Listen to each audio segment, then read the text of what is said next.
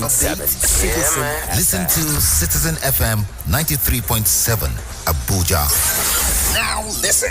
News on the hour, 7 a.m., 8 a.m., 9 a.m., 10 a.m., and 11 a.m., 1 p.m., 2 p.m., 3 p.m., and 5 p.m.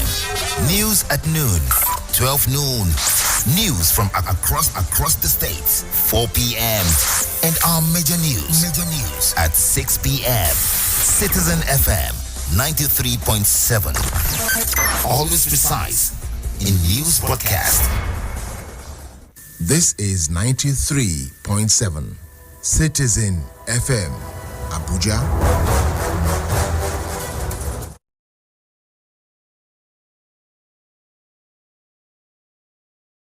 Good evening and welcome to the Citizen FM News at 6 p.m.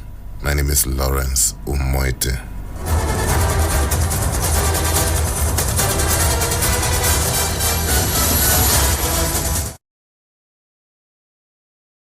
President Bola Tinubu has praised the decision of his Senegalese counterpart, President Macky Sall, not to seek a third term in office after the end of his tenure.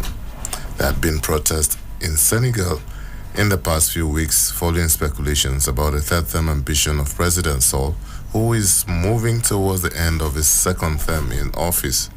President Sall is due to complete his second term in office in 2024. President Tinubu noted that with the decision, the Senegalese president has put the interests of his country, the peace and stability of the West African region above his interests.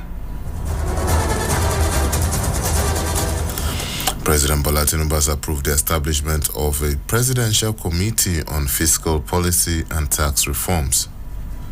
The latest move, the presidency says, is in consonance with President Tinubu's promise to remove all barriers impeding business growth in Nigeria. According to a statement by the President's Special Advisor on Special Duties, Dele Alake, the committee will be chaired by fiscal policy partner and Africa tax leader at PricewaterhouseCoopers, Taiwo Oyelede. It will comprise experts from both the private and public sectors and have responsibility for the various aspects of tax law reform and policy design.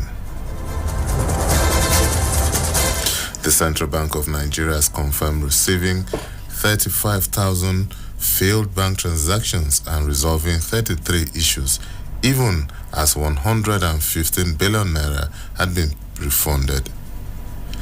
The Consumer Protection Department official of the bank, Elachi Samuel, made the disclosure yesterday during the Apex Bank's fair to enlighten stakeholders and farmers on alternative payment channels to deepen financial inclusion. He encouraged Farmers Association to embrace the financial institution's e-Naira policy. The Supreme Court has upheld the conviction of Senator Peter Nwabushi and is sentencing to 7 years imprisonment for offenses of fraud and money laundering.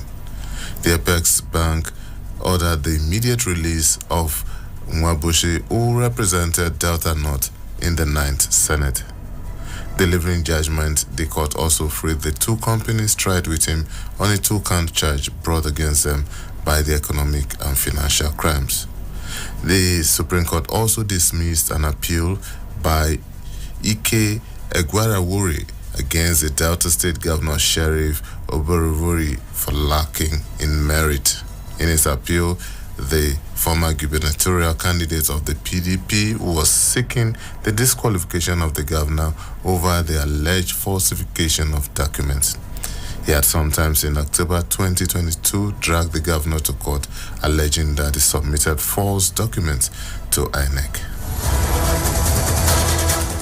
The Senate has mandated the Federal Capital Territory Administration, the Vehicle Inspection Office, and the Federal Road Safety Commission to take urgent steps to remove illegal motor parks and pick-up points within the Federal Capital Territory.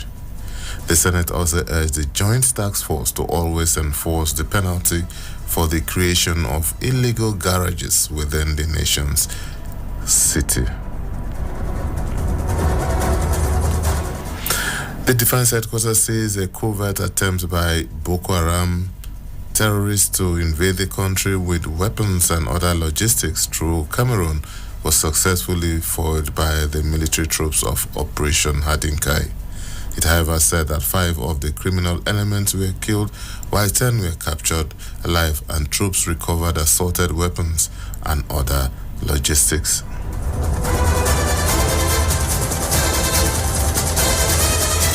And on the foreign scene, the Tunisian authorities should immediately halt what has been described as collective expulsion of sub-Saharan migrants. The New York-based organization Human Rights Watch has called. The organization says that in the past few days, Tunisia has expelled several hundred black African migrants and asylum seekers, including children and pregnant women, from the port city of Sfax, close to the Libyan border. In a rare video appearance, the leader of the Democratic People's Republic of Congo, M23 rebel group, Sultani Makena, has dismissed the idea of his side disarming and insisting that if the government wants peace, there will be peace, and war if they want war.